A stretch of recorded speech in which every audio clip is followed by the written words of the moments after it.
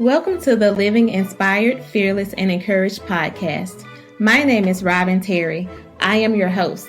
This podcast is for the perfectly imperfect. There's no judgment here, only real talk about real issues as we run this race to win together. Stay tuned for another life-changing episode. Hello, everybody. Thank you for tuning in. We are in the middle of the coronavirus pandemic in the United States and really around the world.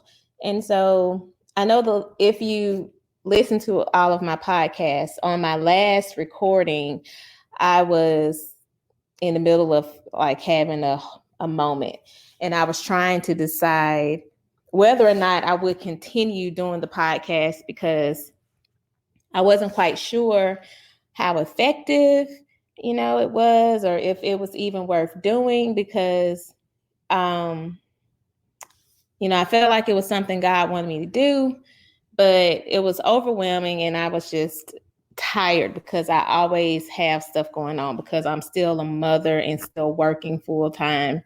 And I was just in my feelings. And so I was ready to quit. But after taking a couple of weeks off, I regrouped and I was very prayerful.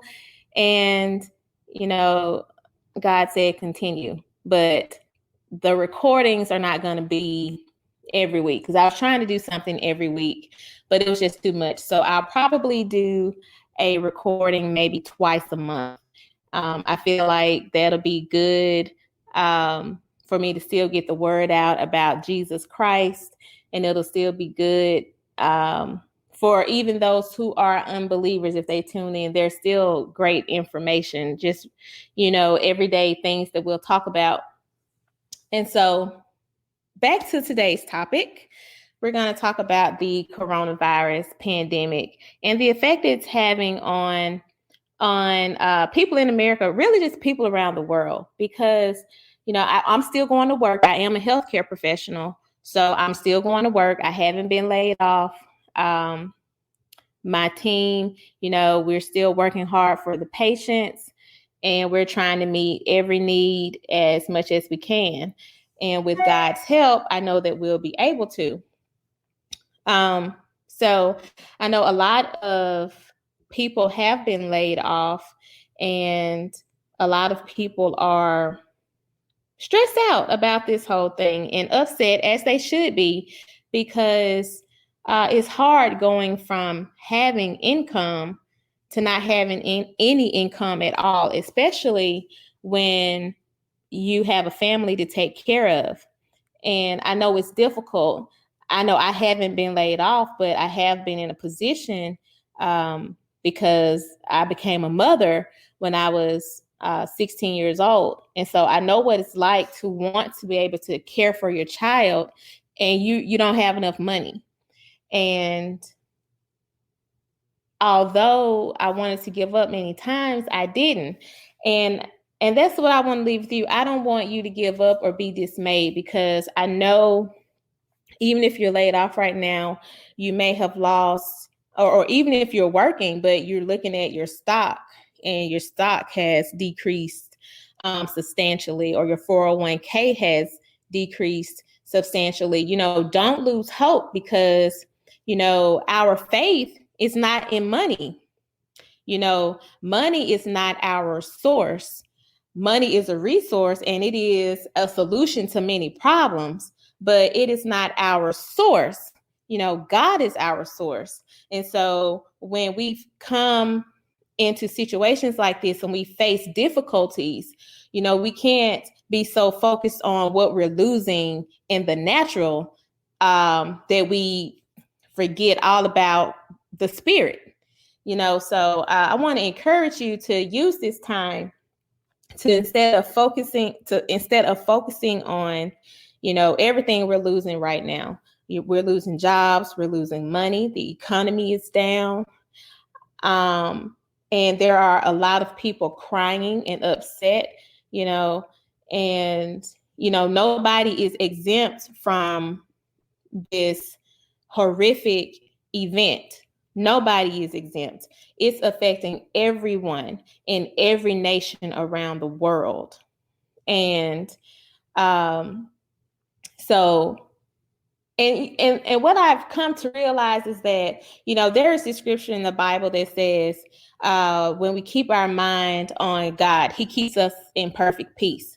And I found that to be true, because the more I think about this coronavirus, and if I just dwell on it, and my mind is always on it, and I'm watching the news and I'm absorbing everything that they're saying, and I'm focusing on that, I have no peace. I literally become, anxious and fearful and stressed out. And I know a lot of people are. And so we have to replace that fear with faith. And we have to focus on God during this time and focus on our faith. Like, God is really trying to build up a nation of people that he can trust during tumultuous times. It's right now, it's like sink or swim in the spirit. Are you going to sink, or are you going to swim? Are you going to be a coward, or are you going to pray and believe? This is not the time to fall back from God. This is the time to run to him. And so I'm doing that, and I want all of us to do that. And even if you are an unbeliever, if you're an atheist or agnostic, you don't believe in anything. My question to you is, what do you have to lose by trying God during this time? You have nothing to lose and everything to gain. You have nothing to lose and everything to gain by deciding to trust in God that you cannot see, trust in a faith that is hard to believe in. So, I just want to tell you, it's not about the money. It's about your soul. Think about your soul. Think about what we can do during this time to help each other survive, to help each other and lift each other up and encourage each other, and to not be so selfish. Because, even in the grocery stores, you're seeing people fight over toilet paper, all the shelves are empty. And it's, in a sense, it's because of selfishness. Folks, I've seen people with buggies full of stuff. Why you need 6 packs of toilet paper? That is so selfish. We have to think about our neighbors. We have to think about our elderly. It's not just about our household. It's about households all over the country, all over the world. It's about your neighbor's household. It's about your child's best friend at school, their household. So we need to be more giving and loving during this time, and not so selfish, not so pessimistic, not so, not walking in unbelief.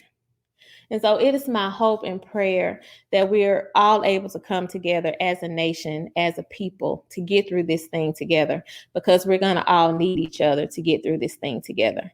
And I know, and on another note, I know kids are out of school all across the country, and I know it's hard for parents. I have 4 children, and my kids eat all freaking day.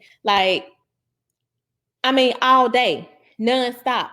I'm like, guys, stop eating like this. They eat out of boredom. Not only are they eating all the time, they're drinking, all the juice.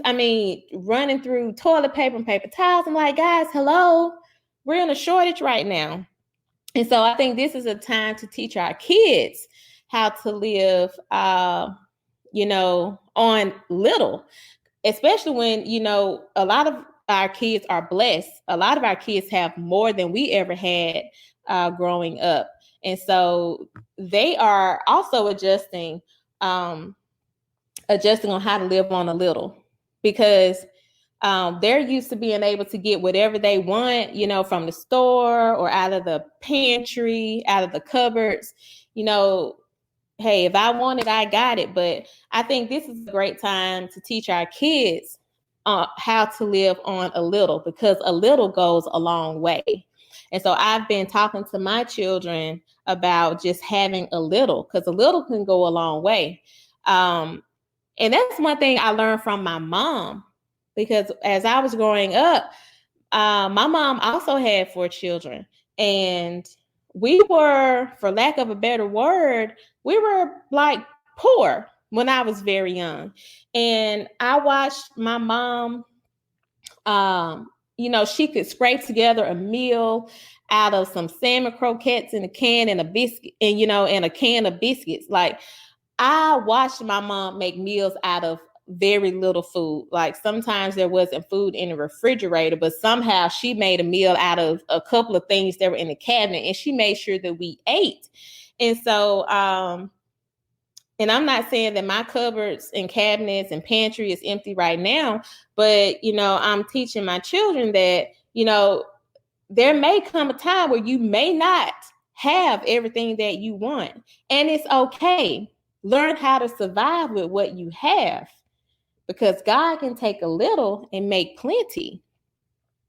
And that's another principle that I feel like we can be teaching our kids during this time. Not saying we should starve them, but we can teach them portion control and self-control. And I'm pretty sure they are more appreciative now of all the healthy meals and going out to eat the times that they could. And my kids have even told me now that they are more appreciative of being able to go to school. That is something that they took for granted. And now that they can't go, they miss it. They miss their teachers, they miss their friends. And and this is also a time we can teach them, don't take anything for granted, because the same way that it's given to us, it can be taken away. When we started 2020, I'm pretty sure nobody thought that right now the entire nation would be going through what we're going through right now, and that our entire way of life would be changed before the end of the first quarter of the year. And this is a great time for us to fellowship with one another, with each other in our household. It's a great time to build bonds. It's a great time to create memories. And so that's what I've been doing with my children. And when I'm not at work, I am enjoying every moment of creating memories with my kids, playing family board games, dancing around the house, playing music, and it's a relaxing atmosphere. We watch movies together. Like, I subscribe to Disney Plus, and we sat down and we've watched movies together. And, I'm just trying to show them so much love, as much love as I can, because, although I am praying over my household and, hoping and believing that coronavirus won't touch us, what if it does touch us? And then our entire life will be changed again.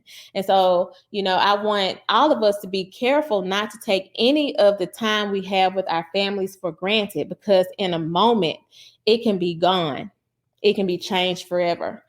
And also, I know some kids right now are not in loving households.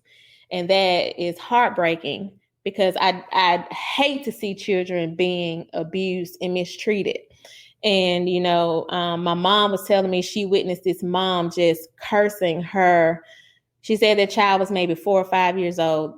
There's another mother in the store just cursing that child out, telling her she wished she was at school, and the child getting on her last damn nerve and all of that. Like, those are hurtful words for our children. And so I am just praying that, parents are patient with their kids. And I know we're not used to them being around all day and, eating up all the food and constantly wanting to talk. But I'd rather that my babies talk to me than be talking to a predator on the internet, or to be talking to a predator on Snapchat or something like that. So those things we have to think about and not take for granted, because at any moment, that child that you're fussing at and cursing out at any moment can be taken away from you. And you don't want your last memories with your child to be hurtful and hateful words. Same thing for husbands and wives. There's not enough love in the home. There's more domestic violence and more, just more of all of that stuff. And I I'm just asking everyone to learn a little more patience and to pray for more patience. And I'm home between husbands and wives and parents and children, and that the children don't pit the parents against each other and manipulate each other. And there's so many things that can go on during this time of quarantine. There are some kids being molested right now, some kids being mistreated right now, and they're around it all day. And so instead of us being so focused on ourselves and trying to keep ourselves safe, I'm asking that we all pray for those kids who don't have a voice and those kids who are being mistreated right now, even as I speak, somewhere in this country and around the world, because they have no way of escape. They can't go to school, and school is a way of escape for a lot of kids because they're able to go to school. That's what's keeping them going, because they get to go to a teacher, perhaps a teacher who loves them and shows some love, or perhaps to a best friend that they can, play with and, have some fun with to escape the trauma that they experienced at home. And it's heartbreaking. And so that is something very real that's going on. Outside of the sickness and the dying that we are seeing, there's also hurt in the homes of a lot of these kids.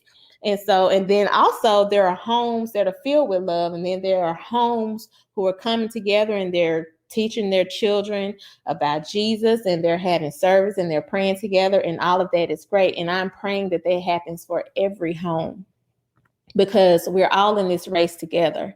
And whether we run this race fast or slow, we all trying to run it to the end, and we all want to win. So one of the best ways to win is to walk in love and to care for one another, and not only love each other, but love God first. And if we love God first, we can love each other a whole lot better. And I think that's all I want to say today. I just want to encourage everybody to stay prayerful and to know that you're not in this alone. And don't be thinking that God is punishing us. Nobody really knows what is on the mind of God, but I do know that a lot of things are allowed to get our attention and to bring us and to draw us closer to God. So use this time to pray more and to fast more and to draw nearer to God, because he said if you draw near to him, he'll draw near to you. He won't turn his back on you, so don't turn your back on him during this time, because, the blood still works. By Jesus' stripes, we are healed. God is still a healer. He's still a provider. He's still able. And I know we're praying for our loved ones not to get sick. And there's somebody on a ventilator right now, and somebody is praying that they don't die. And if they do die, I am so sorry. But just know that even if God doesn't heal, he is still able. And for that, he deserves glory, praise, and honor. And I just want to leave you with that. Even in the midst of all of this, God still deserves all the glory, all the praise, and honor that's due his name. He alone is God. He is our healer. He's our provider. He is our keeper. He is our protector. And if no matter what we do, God has to heal the land. God has to heal the sick. And that's what we're going to be praying for God to have mercy on our country, not just our country, but other nations around the world. We all need his grace and mercy. So that's all I have for today. It is my prayer that you heard something that's been a blessing to you. You can follow me on Facebook at Dr. Robin Terry. I'm also on Twitter and Instagram at Divine Diamond. And don't forget to purchase my book, my memoir. It's called Resilient, My Story, God's Glory. And I wrote the book to inspire a nation of young women and mothers around the world. It's more than about me being a teenage mom. It's about faith. It's got daddy issues in there, relationship problems, and a lot of traumas that I overcame as a young mother, as a young woman. And so I wrote that book. There are a lot of lessons I learned the hard way, and I want to help mothers and young girls and even some men all around the world with my story. So once again, it's called Resilient, My Story, God's Glory. It is available anywhere books are sold: Amazon, Barnes & Noble, Books A Million. You can get it at walmart.com. You can go to your local bookstore and ask them to order it for you. You can also download it on the Kindle or the Nook or Kobo or all of those e-readers. You can get it. So thanks again. Thanks for tuning in. I love you. Thank you for tuning in to Life with Me on today. It is my prayer that you heard something that encouraged you, motivated you, or inspired you to be the best version of yourself that you can be. Until we meet again, God bless.